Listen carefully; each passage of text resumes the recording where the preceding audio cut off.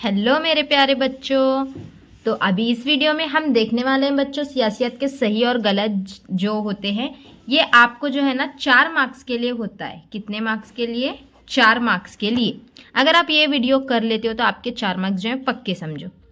ठीक है, तो वीडियो को एंड तक देखना। जो जो चीज़ें मैं बताने वाली हूँ पेपर में, इसका प्रेजेंटेशन कैसे देना है, सब कुछ डिटेल में बताऊंगी। तो वीडियो को एंड तक ज़रूर देखना और इतने ही करके लेना सही गलत। और हाँ, सही गलत, एक सही गलत 2 मार्क्स के लिए होता है बच्चों। तो आपको याद रहना चाहिए कि अगर बयान सही भी है तो भी उसकी वजह लिखनी है, अगर गलत है तो भी उसकी वजह लिखनी है। तो पूरा सब कुछ डिटेल में बताऊंगी। सही गलत का ये वीडियो कर लो, 4 मार्क्स आपके पक्के हैं। तो फिर चलो शुरू करते हैं। सबसे पहले देखो, यहाँ पे एक क्वेश्चन है, दस्तूर की, यहाँ पे दस्तूर किसी जिंदा दस्तावेज की मानिंद होता है। ये आपको इतना ही सवाल दिया जाता है और आपको पेपर में बोला जाता है कि ये बयान सही है या गलत, वजूहात के साथ बयान कीजिए। तो बच्चों, सही भी होगा तो वजह बयान करनी है और गलत होगा तो भी वजह बयान करनी है। क्यों? देखो, 2 मार्क्स के लिए अगर आपने सिर्फ सही है या गलत है ये लिखा तो आपको 1 मार्क यहाँ पे मिल गया, और वजह लिखने के लिए आपको 1 मार्क होता है। तो यहाँ पे देखो, अभी दस्तूर किसी जिंदा दस्तावेज की मानिंद होता है, तो ये बयान सही है। पेपर में आपको प्रेजेंटेशन कैसे देना है मैं आपको बता रही हूँ। तो यहाँ पे आपको पेपर में कैसे लिखना है, जवाब करके लिखना है और फिर यहाँ पे लिखना है ये बयान सही है। इसकी वजह क्या है, आप ऐसे भी यहाँ पे लिख सकते हैं, ऐसे लिख सकते हैं वजह, ऐसे भी करके लिख सकते हैं वजह। दस्तूर को एक जिंदा दस्तावेज समझा जाता है, ये तो सही है, इसीलिए हमने यही रिपीट यहाँ से यहाँ तक लिख लिया। दस्तूर को एक जिंदा दस्तावेज समझा जाता है क्योंकि, ऐसा ही लिखना है आपको। ये जो है ना यहाँ पे सवाल दिया जाता है उसको, क्योंकि आंसर थोड़ा बड़ा दिखेगा। और मैंने क्या बोला है कि तारीख के अंदर और शहरी, ये आपका जो सियासियत है उसके अंदर जवाबात बड़े होने चाहिए।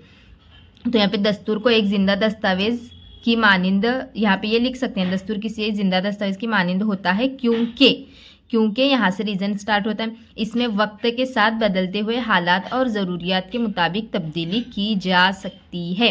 ये आपको इतना लिखना है। कितना सिंपल है, देखो, समझ रहे हो ना आप। क्या है, दस्तूर जिंदा दस्तावेज की मानिंद होता है, सही है, मैं याद भी करा रही हूँ आपको। तो क्यों होता है? क्योंकि वक्त के साथ बदलते हुए हालात की जो है, उसमें वक्त और हालात के साथ बदलते हुए जो चीज़ें होती हैं उसके मुताबिक तब्दीली की जा सकती है। फिर देखो दूसरा क्वेश्चन, अभी भारतीय जमहूरियत को दुनिया की सबसे बड़ी जमहूरियत तस्लीम किया जाता है। यहाँ पे भी आपको पूरा ऐसे लिखना है, ये बयान सही है, ये बयान गलत है। अब मैंने यहाँ पे सेकेंड नंबर से शॉर्ट में लिखा है क्योंकि उतना टाइम मेरे पास नहीं था बच्चों। एक मैंने आपको यहाँ पे समझा के दिया है, वैसे लिखना।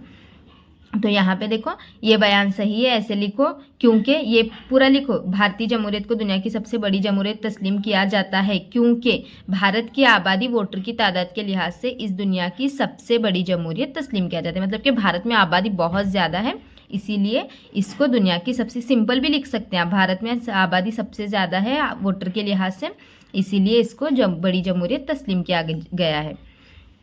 तीसरा क्वेश्चन, सियासी पार्टियां हुकूमत और अवाम के दरमियान राब्ता की कड़ी हैसियत से काम करते हैं। मतलब कि हम और जो सियासी पार्टियां होती हैं, हुकूमत जो होती है, हुकूमत मतलब कि अब सबसे ऊपर जो हुकूमत होती है, तो जैसे कि अभी हमारी जो हुकूमत चल रही है भारतीय जनता पार्टी, तो इसको हम क्या बोलेंगे, ऊपर की हुकूमत। और हमारे इधर जो रियासतों में चल रही होती है वो सियासी पार्टियां होती हैं। तो फिर अभी क्या होता है, तो इसके अंदर आपको क्या पूछा गया है सवाल के, सियासी पार्टी और हुकूमत आदमी के दरमियान, यहाँ पे मतलब आवाम है यहाँ पे।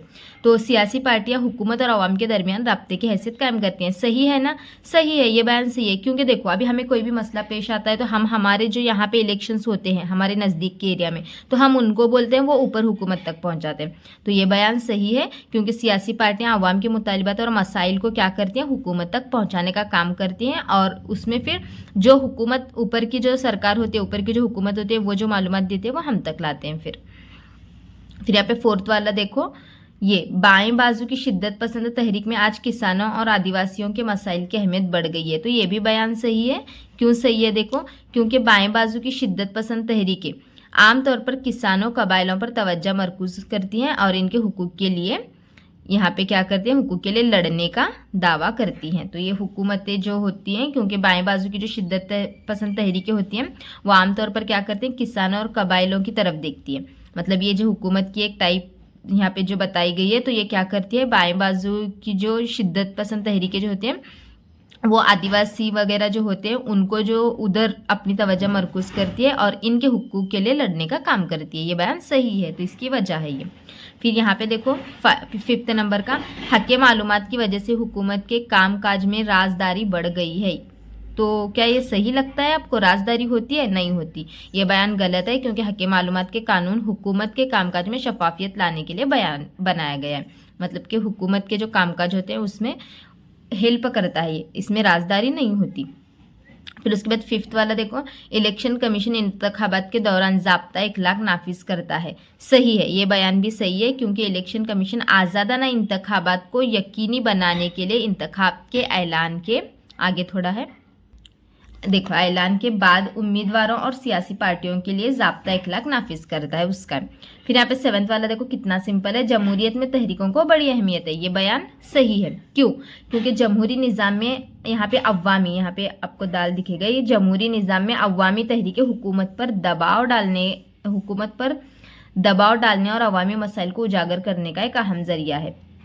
क्या है? जमहूरी निज़ाम जो है वो अवामी तहरीकों और हुकूमत पर दबाव डालने और मसाइल को उजागर करने का एक अहम जरिया होता है, इसलिए बयान सही है।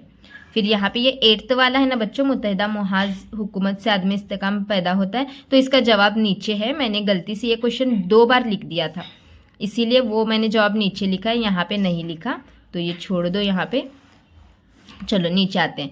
तहरीक के लिए मजबूत क़यादत की ज़रूरत होती है। इसका जवाब बच्चों मैंने नहीं देखा है, आप थोड़ा सा ढूंढ के इसको लिख लो आपकी किताब में से, बाकी सब हैं, ये एक ही नहीं ढूंढा है मैंने, बाकी सब हैं, इसका एक आप देख करके लो। फिर यहाँ पे देखो, ये यहाँ पे श्रोमणी अकाली दल एक कौमी पार्टी है, ये बयान गलत है, ये एक इलाकाई पार्टी है। इतना ही है, क्या है? ये बयान गलत है, ये एक इलाकाई पार्टी है। फिर उसके बाद जमहूरियत को संभालने के लिए मुत्तहद रहना ज़रूरी है, तो ये भी बयान गलत है। क्यों? क्योंकि जमहूरियत को संभालने के लिए बेदार होना ज़रूरी है। क्या होना ज़रूरी है? बेदार होना ज़रूरी है। उसके बाद देखो यहाँ, सारिफिन की तहरीक वजूद में आई, तो ये बयान सही है। क्यों वजूद में आई अब सारिफिन की तहरीक? क्योंकि बाज़ार में सारिफिन को धोखाधड़ी से बचाने के लिए और इनके हुकूक के तहफ़्फ़ुज़ के लिए सारिफिन की तहरीक जो है वो वजूद में आई है। अब उसके बाद देखो यहाँ पे, ये ऊपर जो क्वेश्चन नंबर 8 मैंने दिया था ना, वो रिपीट हुआ बोला मैंने, तो वो यहाँ पे रिपीट हुआ है। तो मुत्तहदा मुहाज हुकूमत की वजह से आदम इस्तेकाम पैदा होता है, तो ये बयान जो है सही है। क्यों? क्योंकि जब बहुत सी जमातें मिलकर एक हुकूमत बनाती हैं, आदम इस्तेकाम पैदा होता है, मतलब कि सबकी राय एक दूसरे से मैच नहीं करती। तो क्यों? क्योंकि जब बहुत सी जमातें, अब देखो जैसे हमारे महाराष्ट्र में भी हम देख सकते हैं कि बहुत सारी अलग अलग पार्टियाँ होती हैं, तो एक साथ मिलकर अपनी मतलब कि एक साथ मिलके पार्टी बनाती हैं। तो फिर जब बहुत सारी जमातें मिलकर एक हुकूमत बनाती हैं, तो हर एक की राय अलग अलग हो सकती है, इस वजह से यहाँ पे आदम इस्तेकाम हो सकती है, तो ये बयान सही है। तो उसके बाद देखो बच्चों, मखसूस हालात में इलेक्शन कमीशन किसी हल्के इंतखाब में दोबारा इंतखाब करवाता है, तो ये भी बयान सही है। क्यों?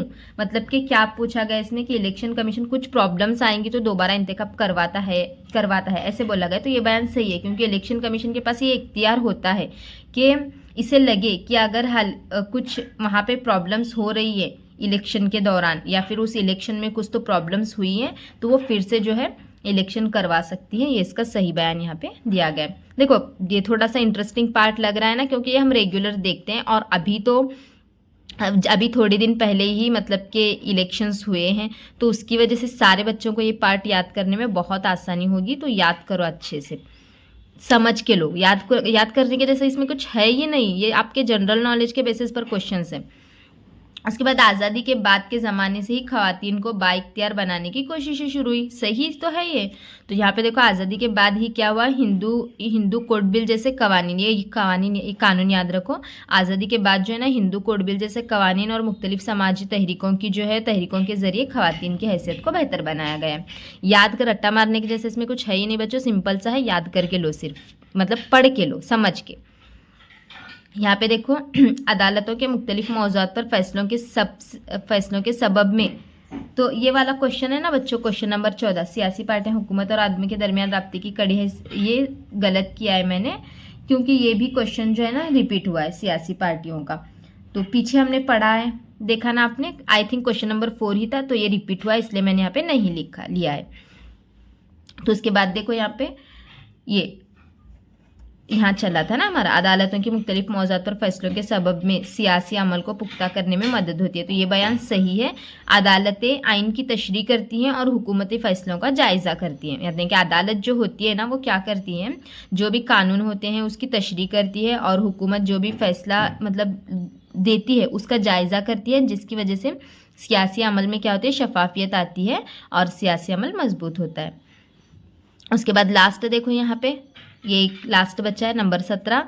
तो यहाँ पे देखो रियासती हुकूमत तय करती है कि रियासत में कब और कितने मरहलों में इंतखाब करवाया जाएगा। ये बयान गलत है, क्योंकि रियासती असेंबली के इंतखाबात का यहाँ पे जो शेड्यूल होता है वो इलेक्शन कमीशन ऑफ इंडिया करता है, न कि रियासती हुकूमत। समझ गए हो ना, रियासती हुकूमत के पास इसका हक नहीं होता। इसका हक किसके पास होता है, इलेक्शन कमीशन ऑफ इंडिया।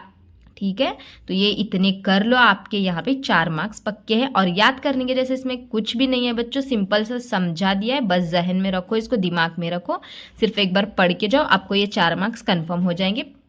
इतना करो।